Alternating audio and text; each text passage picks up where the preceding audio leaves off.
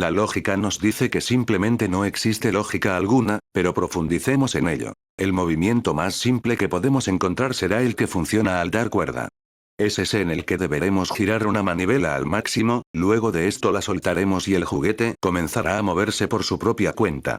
El proceso es bastante simple, y consiste en enroscar una lámina de acero, con cada giro que le demos la lámina se enroscará más, queriendo regresar a su forma natural, es decir quiere volver a estar estirada, no enroscada.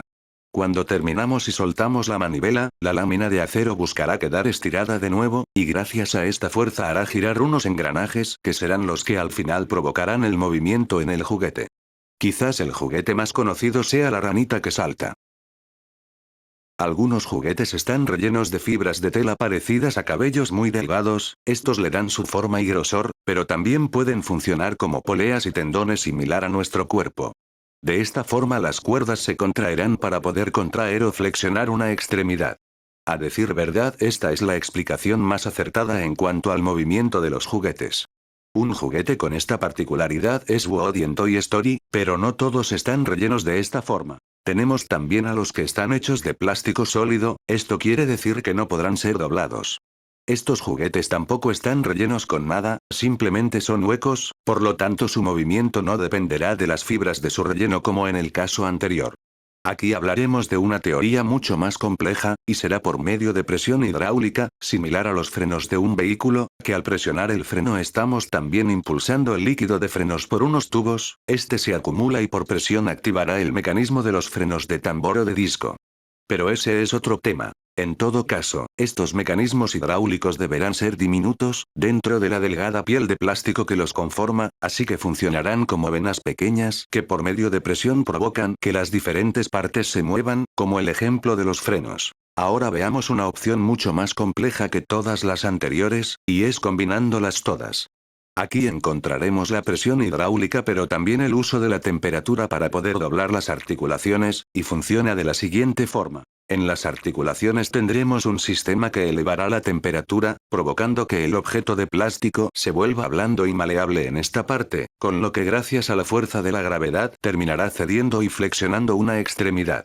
Imaginémoslo así. Tener un tubo de plástico largo, de forma horizontal en el aire, si ponemos una llama que caliente la mitad este terminará doblándose tarde o temprano. Regresando a los muñecos, esto funcionará en las caminatas, cuando debemos doblar la pierna, exactamente en la articulación de la tibia y el peroné, que cae por gravedad.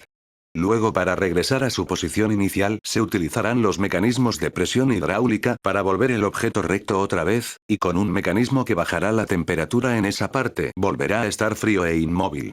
Esta secuencia se repite indefinidamente y muy rápido. Por último, aunque dije que el primer ejemplo es el tipo de movimiento más simple con el que nos podemos encontrar, la verdad es que he dado con uno más simple aún, y es el del resorte, el mismo que tiene por ejemplo Slinky, el perro de Toy Story. Es el más simple ya que no requiere de una fuerza tan grande para iniciar su movimiento, tan solo será necesaria la gravedad para que inicie su marcha. Como vemos, existen múltiples métodos por los cuales un muñeco puede estar moviéndose, todos ellos con una explicación aparentemente razonable, pero aún así, aunque encontremos un mecanismo perfecto, nos seguirá faltando la fuente de energía, esta es la que logrará que todo lo dicho anteriormente funcione, pero sobre este tema ya se ha hablado mucho, y la teoría más aceptada es el poder del amor o el odio. Un ejemplo de esto lo vemos en Toy Story 4, cuando Forky cobra vida de la nada, esto solo se explica por el amor de Bonnie en su fabricación. Y cuando los abandonan siguen inundados de ira, lo cual les permite seguir con vida. Si tienen otra explicación sobre lo que les da movimiento, me gustaría leerla en los comentarios.